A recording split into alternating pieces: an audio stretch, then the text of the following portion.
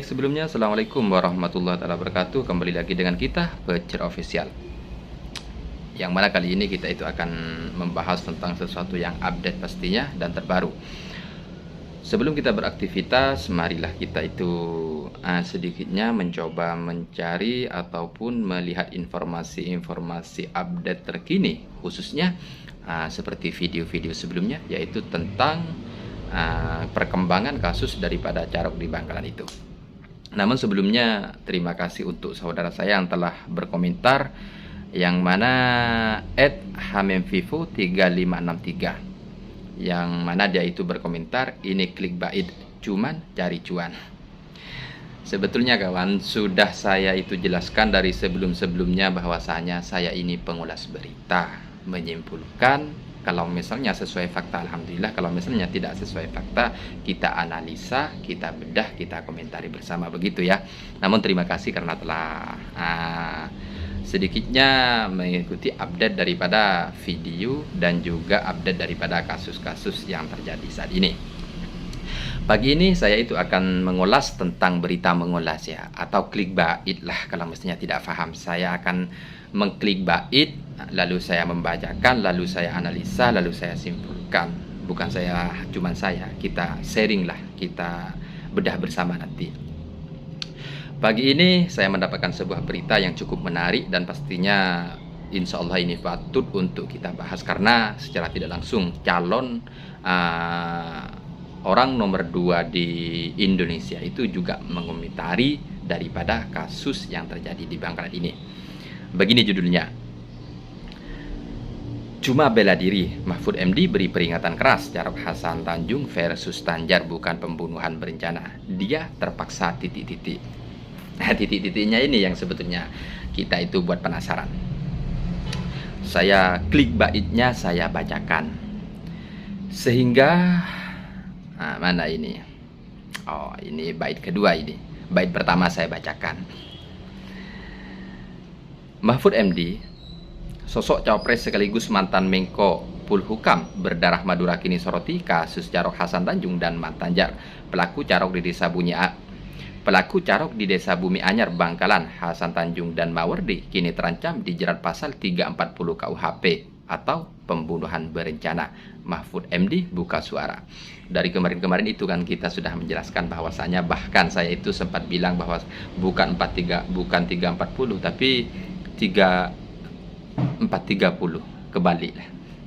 Jadi di sini mengingat daripada pasal ataupun tuduhan yang dituduhkan kepada si Hasan Busri itu, katanya itu dijerat dengan pasal 340 KUHP.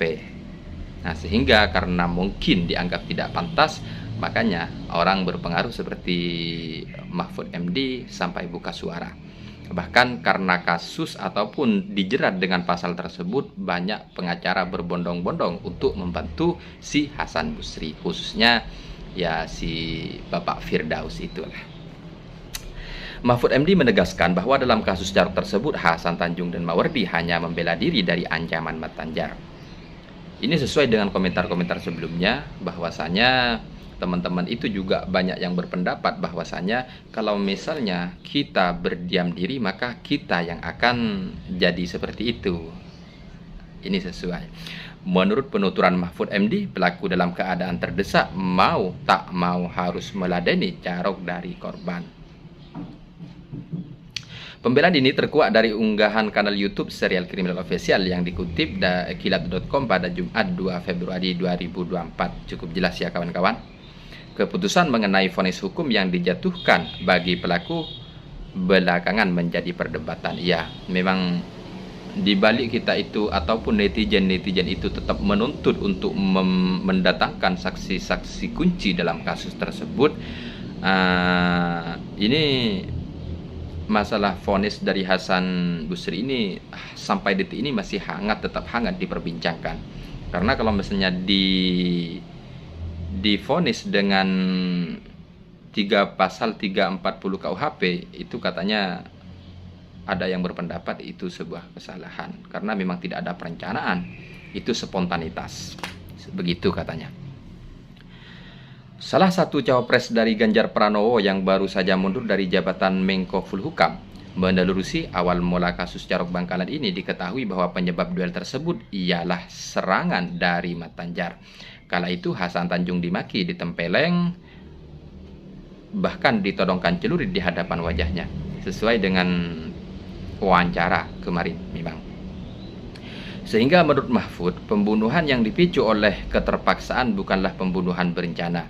Ini juga sesuai dengan apa yang dikatakan si pengacara Firdaus itu, sehingga disamakan dengan kasus pengembala kambing kemarin itu.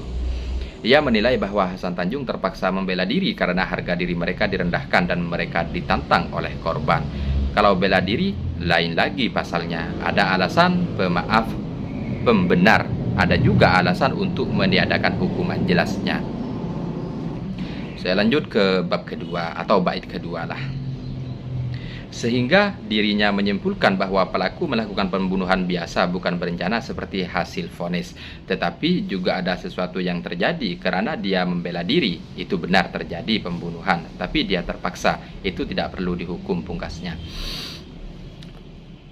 Jadi di sini Mahfud MD itu menyimpulkan memang ada pasal-pasal tertentu daripada kasus pembunuhan yang dilakukan oleh saudara Hasan Tanjung ini, sehingga dia itu mengatakan beda halnya dengan sebuah perencanaan dan tidak direncanakan, begitu.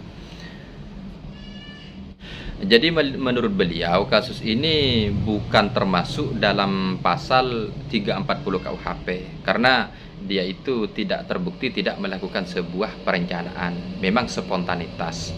Karena Hasan ini memang ditampar, diludahi, dan juga diancam dengan ya celurit itulah yang di depan mukanya seperti yang diterangkan sebelumnya itu.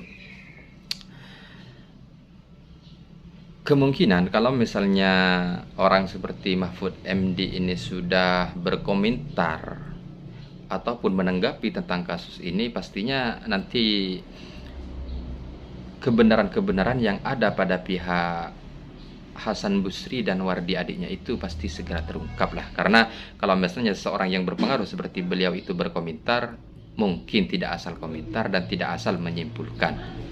Harapan kita semoga kasus ini cepat terselesaikan, semoga cepat menemukan titik terang agar semuanya itu bisa clear, dan kita doakan biar kita itu tidak sekedar menonton ataupun menyimak ataupun mengulas beritanya. Semoga almarhum itu diampuni dosa-dosanya dan seperti Hasan Busri ini mendapatkan pertolongan dan hidayah dari Allah Subhanahu wa taala. Amin.